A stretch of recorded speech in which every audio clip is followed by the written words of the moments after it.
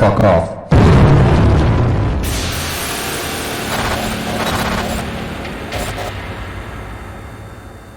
I'm going to start with a confession here. I work for a corporation, and a big one at that. I'm not going to tell you which one because I don't want to get in trouble, but honestly, it doesn't really matter that much. The important thing is I can give you some information on how it really works on the inside, especially when it comes to quote-unquote ideology. When I get to work, when I open my laptop, when I log into the systems, the first thing literally that welcomes me on the screen is diversity and inclusion in the workplace. Yes, one of the first things popping up on our inside network is the statement about our employees belonging to all kinds of social groups, races, genders, and so on and so forth.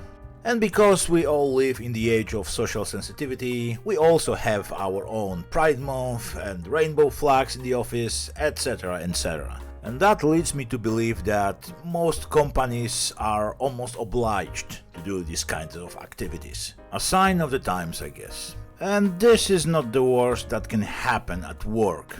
Most employees are like, whatever. By the end of the day, everyone knows that our main goal is to keep working and making money. However, apparently not all corporations got that memo. For some reason, some execs think they have the right to promote certain ideologies and force politically correct ideas down our throats. And they never learn. Because when business-oriented bodies meddle in politics, especially woke politics these days, it more often than not results in backlash and a PR nightmare. Which brings me nicely to Activision and Call of Duty debacle. It all started with protests outside Glendale School District.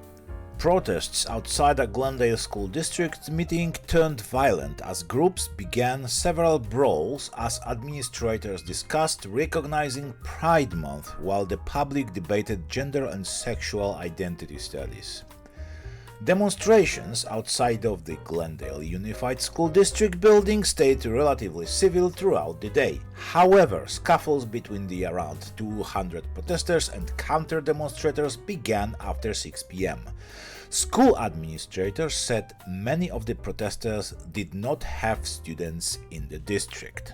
In a nutshell, there were some scuffles, pepper gas was used, and 3 people were arrested by the police. Obviously, it sparked some debate online as well, on Twitter too. One user, pretty popular Call of Duty player and streamer Nickmercs, tweeted, and I quote here, "They should leave little children alone. That's the real issue." End quote. LGBTQ community of course get angry because they understood this tweet that he is pushing anti-left narrative by saying queer people have an interest in doing stuff with little children. Obviously, he didn't mean anything like that. He actually explained himself in his live Twitch, saying that he simply did not want this kind of debate, all these protests on school grounds. He said, and I quote, "The video bothered me. I just don't think it's any place for a teacher or a school. I don't think it's the place to speak about that. It's not that I think it shouldn't be spoken about." End quote. I absolutely agree with that. There are places to discuss those things, but certainly those are not school grounds, like I said. Activision, being Activision, reacted almost immediately. Due to recent events, we have removed the Nickmercs operator bundle from the Modern Warfare 2 and Warzone store. We are focused on celebrating Pride with our employees and our community. As you can probably guess, reactions were almost immediate. So, you are in favor of pushing LGBTQ ideology on little children. I want to be clear, you are pro-grooming? Yikes, reacted the quartering. Other quotes.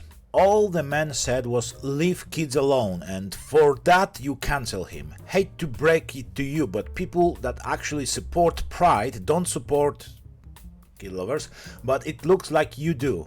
F that. Activision is toxic.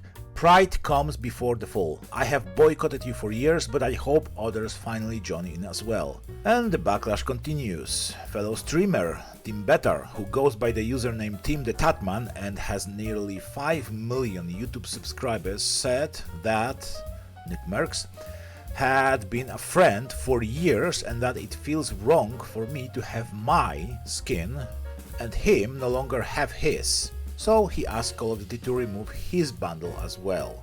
So yeah, popular streamers remove their own skins from the game due to controversy.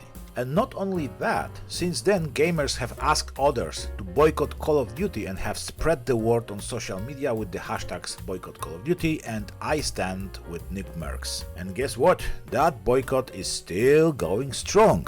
Look, I don't live in America, so maybe my judgment about those mothers is clouded. I don't know. You can tell me in comments. But as far as I know, corporations are here to make money. That's their core premise. So when I see examples like this, I just keep asking myself, are they crazy? What are they hoping to gain by attacking people who actually pay for their products? In the name of pride, going against streamers, people who promote your game by playing it, which makes it even more popular. And they very often do it for free. It doesn't make sense. Especially when we are talking about such sensitive topics as woke and gender ideology. Have they already forgotten the backlash from last year? When they added pride flags to Call of Duty for players to use, but there were no flags of actual countries available. So players could use rainbow as their calling cards, but were not able to, for example, put American flag. And as you can guess, this pissed off many people. And now they are trying this kind of stuff again. Truth be told, Activision are not original in their over-eagerness to be politically correct at all costs. But let me just remind you of one, I think the most prominent one, when Disney actually tried to force their own ideology on the government of the USA state of Florida. And this whole Florida bill debacle didn't end well for the corporation, to say the least. So yeah, having pride months in companies, supporting minorities, all that, I can understand. Obviously, I don't want anybody to be treated worse based on their skin color or sexuality or whatever. However, I would argue that workplace environment is not the best place for that. But that's just my personal opinion. And of course, the worst things happen when corporations color themselves as some kind of defenders of the downtrodden. Obviously forgetting that very often by taking one side, they alienate a large chunk of their own customer base, and in the long run, simply lose money. As you can see, for example, with Bud Light and their own drop of sales. There are places to present your opinions and to have a healthy debate, by the way, without using pepper gas. But I believe it shouldn't be the place where you work, and certainly not school with little kids. Because by the end of the day, profits always win with any ideology. And profit-oriented bodies going woke, in my humble opinion, are simply hypocrisy. Alright, that's all for today. Thank you very much for watching. It was new content from Malcontent. See you next time. Cheers! Thank you very much for watching.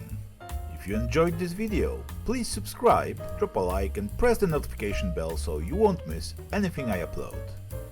And if you didn't enjoy this, hell, subscribe anyway.